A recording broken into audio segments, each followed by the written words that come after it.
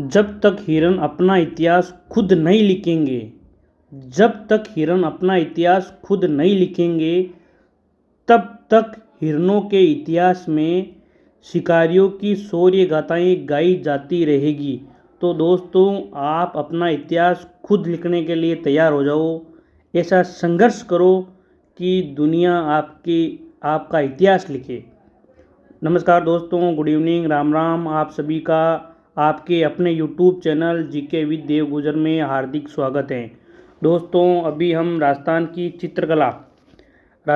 चित्रकला की विभिन्न शैलियों के बारे में पढ़ रहे हैं। राजस्थान अध्ययन कक्षा 10 की जो बुक है उसका अपन डिवाइस कर रहे हैं। उसमें जो चैप्टर नंबर 5 है उसका चैप्टर नंबर 5 है राजस्थान की चित्रकलाएँ, उनके बारे में पढ़ रहे हैं। और अपन ने धीरे धीरे जो शैलियाँ वो पढ़ ली है। और जो आज की शैली है वो है किशनगढ़ शैली। आज हम किशनगढ़ शैली के बारे में पढ़ेंगे। दोस्तों, शुरू करते हैं आज की क्लास और किशनगढ़ शैली के बारे में पढ़ते हैं। दोस्तों, आपको याद रखना है कि इसमें जो 1609 ईस्वी है, किशनगढ़ 1609 ईस्वी में क्या हुआ था। 1609 ईस्वी में किशन जी हैं, किशन सिंह। ये जो किशनगढ़ शैली है वो मारवाड़ स्कूल के अंदर आती है। किशन सिंह ने क्या किया, किशनगढ़ की नींव डाली। किशनगढ़ की नींव डाली। कब डाली है? ये डाली है 1609 ईस्वी में। किशन सिंह ने किशनगढ़ की नींव डाली थी। इसमें क्या हुआ, जो किशन सिंह और किशन सिंह के जो भी उत्तराधिकारी हुए, उनके राज परिवार में क्या हुआ, उनके राज परिवार में वल्लभ संप्रदाय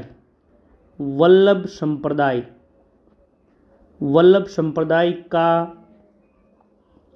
प्रभाव ज़्यादा होने के कारण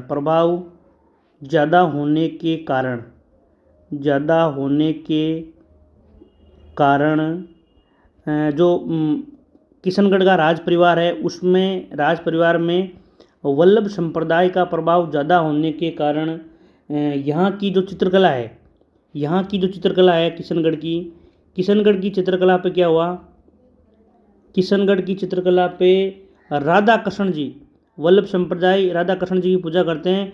तो राधा कृष्ण की लीलाओं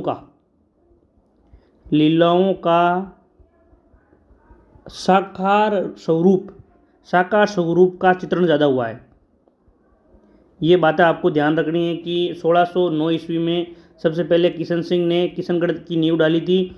और राज परिवार में वल्लभ संप्रदाय का प्रभाव ज़्यादा होने के कारण क्या हुआ, यहाँ पे जो चित्रकला है, यहाँ की जो चित्रकला पनपी थी, वहाँ पे राधा कृष्ण की लीलाओं का साकार स्वरूप है उसका चित्रण यहाँ पे ज़्यादा हुआ है। ये जो शैली है, इस शैली में किशनगढ़ में एक राजा हुए, राजा साउंत सिंह। कौन हुए? राजा साउंत सिंह जी। राजा साउंत सिंह जी का काल था 1748 से 1764 ईस्वी के मध्य। ये राजा साउंत सिंह जी जब किशनगढ़ के राजा बने तब इस शैली का ये स्वर्ण युग है। इस शैली का राजा साउंत सिंह है, जो उनका काल है वो इस शैली का स्वर्ण युग है। ये आपको याद रखना कि किशनगढ़ शैली में सबसे ज़्यादा योगदान किस राजा ने दिया है, वो है साउंत सिंह, जिनका काल 1748 से 1764 के मध्य रहा है। ये जो राजा साउंत सिंह है ये बाद में कृष्ण भक्ति में लीन हो गए और नागरीदास के नाम से ये फेमस हुए थे। जो साउंत सिंह जी हैं, इनका दोस्तों याद रखना, ये काव्य प्रेम के प्रति बहुत स्नेह था इनका। काव्य प्रेम, गायन में बहुत रुचि थी इनकी। गायन, बनी ठनी के संगीत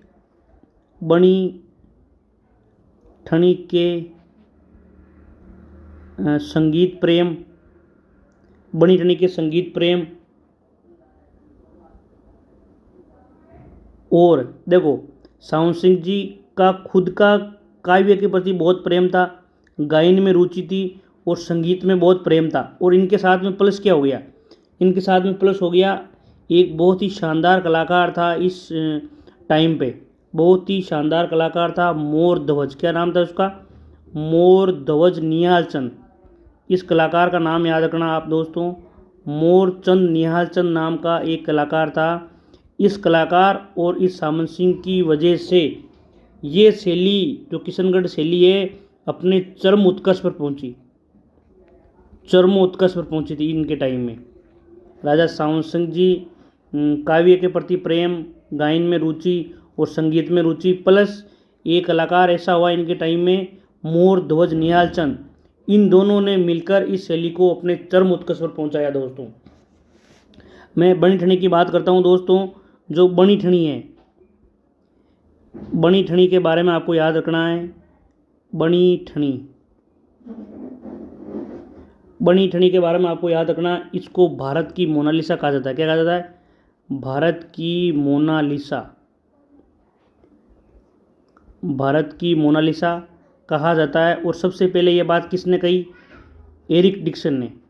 किसने कही है, एरिक डिक्सन। मैं जब पाठ शुरू हुआ था तब मैंने बताया था कि एरिक डिक्सन ने किशनगढ़ शैली पे विशेष अध्ययन किया है और इन्होंने ही इस जो बनी ठनी है उसको भारत की मोनालिसा कहा है। और दोस्तों याद रखना आप 1973 ईस्वी में, कब, 1973 ईस्वी में भारत सरकार ने इस पर डाक टिकट जारी किया है, इस पर डाक टिकट भी जारी किया है। किस पे, बनी ठनी पे जारी किया है। सबसे पहले तो आपको बात याद रखनी है, बनी ठनी को भारत की मोनालिसा कहा जाता है। ये बात किसने बोली, ये बात बोली एरिक डिक्सन ने। दूसरी बात आपको याद रखना है कि 1973 ईस्वी में भारत सरकार ने इस पर डाक टिकट जारी किया। कब किया है, 1973 ईस्वी में भारत सरकार ने इस पर डाक टिकट जारी किया। ये बात आपको ध्यान रखनी है। बनी ठनी यानी कि राधा, जो राधा रानी है, राधा रानी के रूप सौंदर्य का चित्रांकन इस शैली का विशेष आकर्षण है। दोस्तों आपको याद रखना है, इस शैली का विशेष आकर्षण क्या है, विशेष आकर्षण यही बात है कि इस शैली में बनी ठनी के रूप में राधा जी को दर्शाया गया है और के रूप में सौंदर्य का चित्रांकन, रूप सौंदर्य का चित्रांकन इसमें विशेष रूप से हुआ है जो बनी ठनी है। या बनी ठनी की पूरी कहानी आपको याद रखनी है दोस्तों। उसके बाद में ये बात और याद रखनी है कि किशनगढ़ शैली के जो मेन कलाकार हैं वो कौन कौन हैं, कलाकारों के नाम आपको याद रखना है।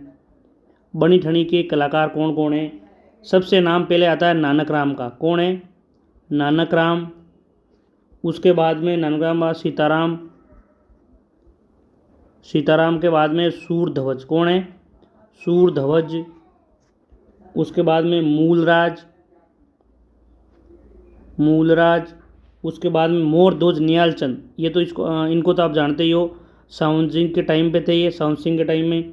मोर ध्वज निहालचंद, मोर ध्वज निहालचंद।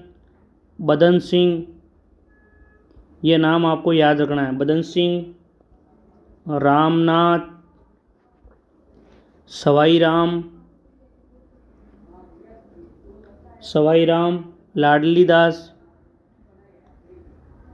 ये इन सभी ने इस शैली को अपने चरमोत्कर्ष पर पहुंचाया है और ये सभी कलाकार इस शैली के कलाकार हैं। इन सभी का आप नाम याद रखना दोस्तों। तो ये थी किशनगढ़ शैली। किशनगढ़ शैली एक बार मैं इसमें रिवाइज कर देता हूँ दोस्तों। किशन सिंह ने 1609 ईस्वी में किशनगढ़ राज्य की नींव डाली। राज परिवार पर वल्लभ संप्रदाय के प्रभाव के कारण राधा कृष्ण की लीलाओं का साकार स्वरूप चित्रण के माध्यम से बोलता से हुआ है। राजा सामंत सिंह का काल जो 1748 से 1764 के ईस्वी के मध्य रहा था, किशनगढ़ शैली की दृष्टि से स्वर्ण युग कहा जाता है। सामंत सिंह नागरीदास के नाम से, जो नागरीदास है वो इन्हीं का नाम है, नागरीदास उपनाम से ये फेमस हुए हैं। इनके काव्य प्रेम, गायन, बनी ठनी के संगीत प्रेम और कलाकार मोर ध्वज निहालचंद के चित्रांगन ने इस शैली, जो किशनगढ़ शैली है, इसको सर्वोच्च स्थान पर पहुंचा दिया है, चरमोत्कर्ष किया है इसका। बनी ठनी को एरिक डिक्सन ने भारत की मोनालिसा कहा। यह बात आपको ध्यान रखनी है कि जो बनी ठनी है उसको मोनालिसा किसने कहा है? एरिक डिक्सन ने कहा है। भारत सरकार ने 1973 ईस्वी में बनी ठनी पर डाक टिकट जारी किया था। दोस्तों इस शैली की जो पुरुष हैं, इस शैली के पुरुष कैसे हैं? पुरुषों का लंबा इकहरा नील छवियुक्त शरीर है, मोती जड़ित श्वेत या मूंगिया की पगड़ी है, उन्नत ललाट है, खंजना आकृति कर्णांत तक खींचे विशाल अरुणानाभ नयन। और नारियां कैसी है? तनवंगी लंबी, गौरवर्ण नुकुली चिबुक, सुराहीदार गर्दन है, पतली कमर, लंबी कमल पंखुड़ी सी आंखें चित्रित की गई है। यह है नारी की विशेषता। दूर दूर तक फैली झीलें, उनमें केली करते हंस यानी हंस खेलते हुए, बतख सारस तैरती नौकाएं, केले के गाछ एवं रंग बिरंगे उपवन, चांदनी रात में राधा कृष्ण की केली क्रीड़ाएं, प्रातःकाल और संध्याकालीन बादलों का सिंदूरी चित्रण किशनगढ़ शैली की विशेषताएं। ये बात आपको याद रखनी है, ये इस शैली की विशेषताएं हैं। बनी ठनी का मतलब क्या है? राधा के रूप सौंदर्य का चित्रांकन इस शैली का विशेष आकर्षण है। मैंने आपको पहले ही बताया है कि राधा के रूप सौंदर्य का चित्रांकन इस शैली का विशेष आकर्षण है। यहाँ के प्रमुख रंग है सफ़ेद, एक तो सफ़ेद रंग, फिर गुलाबी, स्लेटी और सिंदूरी रंग प्रमुख है। उस शैली के प्रमुख कलाकार हैं नानकराम, सीताराम, सूरध्वज, मूलराज, मोरध्वज, निहालचंद, बदन सिंह, रामनाथ, सवाईराम और लाडली दास। ये लाडली दास का नाम आपको मोस्ट इम्पोर्टेंट करके याद रखना है। इन सभी कलाकारों का आपको नाम याद होना चाहिए। एग्जाम में क्वेश्चन आता है कि नानकराम किस शैली से संबंधित हैं। नानकराम, लाडली दास किस शैली से संबंधित हैं? फिर आप कंफ्यूज हो जाओगे किस शैली से संबंधित है यदि आपको याद नहीं होगा तो। ये किशनगढ़ शैली थी। किशनगढ़ शैली के बाद में जो अगली शैली है वो है अजमेर शैली। कौन सी है? अजमेर शैली। दोस्तों अजमेर शैली जो है इसके ठिकानों के की शैली से ये प्रसिद्ध हुई है।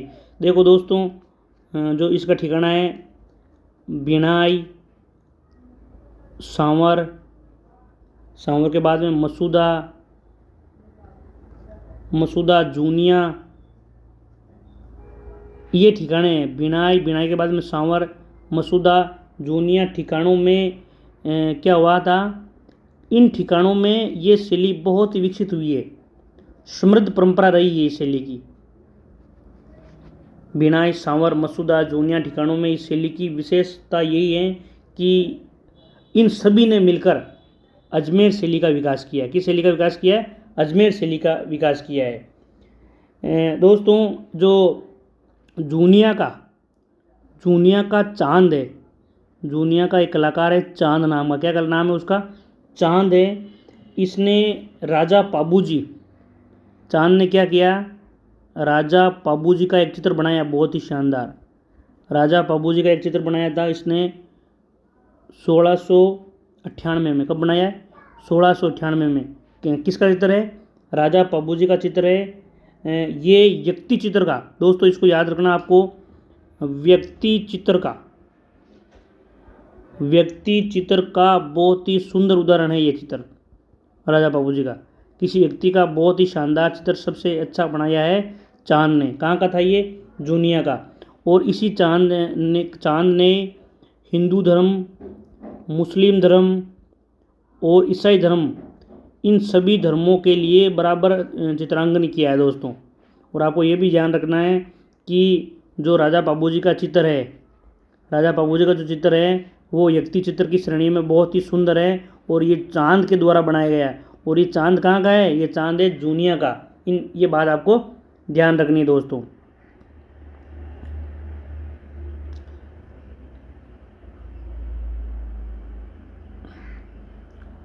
दोस्तों इसके बाद में जो अगला कलाकार है वो सांवर का। कहाँ का? सांवर का है तैयब नाम का। जूनिया का तो कौन था? जूनिया का था चांद, और चांद ने राजा पाबूजी का चित्र बनाया है। सांवर का था तैयब। नांद है पुष्कर के पास में, वहाँ के हैं राम सिंह भाटी। कौन है? राम सिंह भाटी। फिर है खरवा, ब्यावर के पास में खरवा है, वहाँ का है जालजी। कौन है? जालजी नाम का था। और एक है नारायण भाटी, नारायण भाटी। इन सभी का आपको नाम याद रखना है। फिर मसूदा से एक और है, मसूदा का है माधोजी। कौन है? माधोजी वे राम, माधोजी वे राम। फिर अजमेर, अजमेर का है अल्लाह बख्श। कौन है? अल्लाह बख्श नाम का एक कलाकार है। इन सभी के अलावा यहाँ पे 2 महिला कलाकार ही भी थी, इनका नाम आपको याद रखना है विशेष तौर पर। महिला कलाकार, महिला कलाकार हैं उसना वे साहिबा। ये नाम आपको याद होने चाहिए कि 2 कलाकार उसना और साहिबा किस शैली से संबंधित हैं, तो आपको याद आना चाहिए। ये शैली कौन सी है? ये शैली है अजमेर शैली। इसके अलावा भी 2 एक कलाकार थी, वो कौन सी शैली से संबंधित थी? उनका नाम है कमला और इलायची, इलायची। ये दोनों किस शैली से संबंधित थी? तो आपको याद आना चाहिए नाथ द्वारा शैली से। इन चारों महिलाओं का आपको ध्यान रखना है नाम, और इन कलाकारों जो कलाकार है उनका भी आपको नाम याद रखना है दोस्तों। ये थी अजमेर शैली। अजमेर शैली में क्या दिया हुआ है? राजनीतिक उथल पुथल तथा धार्मिक प्रभावों के कारण अजमेर शहर में जहां दरबारी एवं सामंती संस्कृति का अधिक प्रभाव रहा है, क्योंकि यहाँ पे सीधा रियासतकालीन समय में ये सीधा ही मुगलों के अधीन था। फिर अंग्रेज़ों के टाइम पे ये चीप शिप वाला राज्य था, यानी केंद्र शासित प्रदेश था ये, यानी कि सीधा ही अंग्रेज़ों के अधीन रहा है, ये किसी रियासत या राजा के अंडर में नहीं रहा है। तो यहाँ पे राजनीतिक उथल पुथल और धार्मिक प्रभाव हुए हैं। धार्मिक प्रभाव यहाँ पे एक टाइम में मुस्लिमों का प्रभाव बहुत ज़्यादा रहा है, फिर हिंदुओं का भी प्रभाव बहुत ज़्यादा रहा है, और यहाँ पे हिंदू और मुसलमान स्वभाव की दृष्टि से रहते हैं। तो यहाँ पे ये सभी चीज़ों के होने के कारण वहीं गाँवों में लोक संस्कृति तथा ठिकानों में राजपूत संस्कृति का वर्चस्व बना रहा। बिनाई, सांवर, मसूदा, जूनिया जैसे ठिकानों में चित्रण की परंपरा ने अजमेर शैली के विकास और संवर्धन में विशेष योगदान दिया है। देखो दोस्तों, जूनिया का चांद, सांवर का तैयब, नांद का राम सिंह भाटी, खरवा से जालजी और नारायण भाटी, मसूदा से माधोजी और राम, अजमेर से अल्लाह बख्श और उसना और साहिबा, ये सभी कलाकार अजमेर शैली से संबंधित हैं। जूनिया के चांद द्वारा अंकित राजा पाबूजी का जो 1698 में बनाया हुआ चित्र है, मैंने पहले बताया आपको, व्यक्ति चित्र इस शैली का सुंदर उदाहरण है, ये आपको ध्यान रखना है। यही एक ऐसी कलम रही जो हिंदू, मुस्लिम और ईसाई धर्म को समान प्रचुर मिला, यानी इन्होंने हिंदू, मुस्लिम और ईसाई सभी धर्मों को समान रूप से चित्र बनाए हैं। इसके बाद में जो अगली शैली है वो नागौर की उपशैली। कौन सी है? नागौर की उपशैली। नागौर की उपशैली में विशेष रूप से क्या है कि लकड़ी के कमाड़, जो लकड़ी के कमाड़ का मतलब है दरवाज़ा। क्या है? दरवाज़ा। कमाड़ को क्या बोलते हैं? दरवाज़ा। लकड़ी के कमाड़ एवं किले के भित्ति चित्रण में मारवाड़ शैली का प्रभाव दिखाई देता है। नागौर की जो उपशैली है इसमें मारवाड़ शैली का प्रभाव दिखाई देता है। कहाँ पे? जो लकड़ी के कमाड़ है वहाँ पे मारवाड़ शैली के चित्र बने हुए हैं। किले के भित्ति चित्रण है वहाँ पे मारवाड़ शैली के चित्र बने हुए हैं। इस शैली में क्या है? वृद्धावस्था मोस्ट इम्पोर्टेंट बात है। वृद्धावस्था के चित्रों को नागौर के चित्रकारों ने अत्यंत कुशलतापूर्वक चित्रित किया है। जो यहाँ के कलाकार है उन्होंने बूढ़ापे के चित्र बनाए हैं ज़्यादा। वृद्धावस्था के चित्र बहुत ही शानदार तरीके से बनाए हैं। पारदर्शी वेशभूषा नागौर शैली की अपनी विशेषता है, यह आपको ध्यान रखना है कि पारदर्शी वेशभूषा किस शैली की विशेषता है। तो पारदर्शी जो शैली है, वेशभूषा है, वो नागौर शैली की विशेषता है। इसके बाद में जैसलमेर शैली। दोस्तों, जैसलमेर शैली का विकास मुख्य रूप से महारावल हर्राज के टाइम हुआ है। किन के टाइम हुआ है? महाराज हर्राज, अक्के सिंह और मूलराज के शासन में हुआ है। ये 3 नाम आपको याद रखना है जैसलमेर शैली में। जैसलमेर शैली में आपको 3 नाम याद रखने हैं। पेलाराम हर्राज, मारावल हर्राज, फिर अके सिंह बाद में मूलराज। ये नाम आपको याद रखने हैं। इन सभी के संरक्षण में ये जैसलमेर की जो शैली है वो पनपी है। मूमल इस शैली का प्रमुख चित्र है। जो मूमल है, सभी इस बात से परिचित हैं, मूमल इस शैली का बहुत ही शानदार और प्रमुख चित्र है। जैसलमेर शैली की एक बहुत बड़ी विशेषता है। जैसलमेर शैली की एक बहुत बड़ी विशेषता क्या है कि इस शैली पर ना तो मुगल प्रभाव पड़ा है और ना ही जोधपुर शैली का प्रभाव इस शैली पर पड़ा है। ना तो मुगल शैली का प्रभाव पड़ा है और ना ही जोधपुर शैली का प्रभाव इस जो जैसलमेर शैली है उस पर पड़ा है। ये बहुत बड़ी विशेषता की बात है और ये एकदम स्थानीय शैली है। जो जैसलमेर शैली है वो एकदम स्थानीय शैली है दोस्तों। जोधपुर के दक्षिण में स्थित गोडवाड़ भूखंड में घाणेराव एक प्रमुख ठिकाना है। अब जो घाणेराव है, घाणेराव पाली में आता है, पाली ठिकाना। यहाँ की भी शैली पनपी है। यहाँ की भी चित्रकारों ने बहुत शानदार चित्र बनाए हैं। यहाँ के जो चित्रकार हैं वो एक तो नारायण, क्या नाम है, नारायण, फिर है छज्जू के बाद में कृपाराम। नारायण, छज्जू, कृपाराम ने नवीन चित्र शैली का निर्माण किया है जिसे घाणेराव का मारवाड़ की उपशैली के रूप में महत्व दिया जाता है। इन तीनों ने जो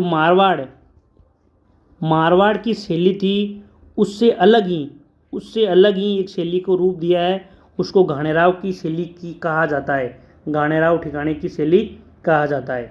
तो ये दोस्तों मारवाड़ जो स्कूल है वो कंप्लीट हो गई है आज।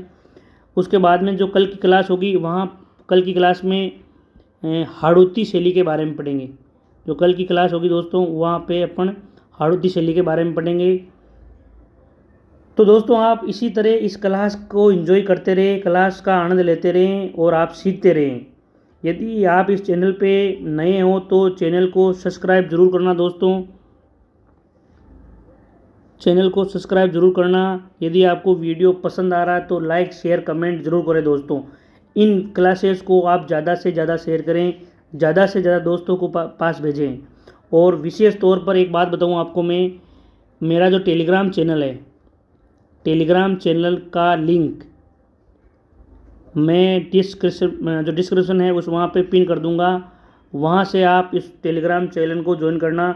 वहाँ पे मैं जो क्लास नोट्स की पीडीएफ है, क्लास नोट्स की जो पीडीएफ होती है वो राजस्थान जीके से और सारी भी संबंधित कई महत्वपूर्ण शॉर्ट नोट्स हैं, शॉर्ट ट्रिक्स हैं, वहाँ पे मैं डालता हूँ। वहाँ से आप इसको पढ़ सकते हैं। और दोस्तों मैं जो रोज़ शाम 8 बजे गणित, जो संपूर्ण गणित है, संपूर्ण गणित का कोर्स लेकर आया हूँ, संपूर्ण गणित का कोर्स लेकर आया हूँ।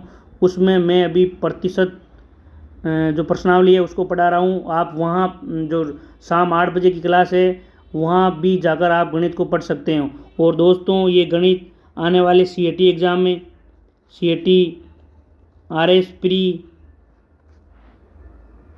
दिल्ली पुलिस और भी बहुत सारे एग्ज़ामों में मैं गणित को शानदार तरीके से कंप्लीट करवा रहा हूँ।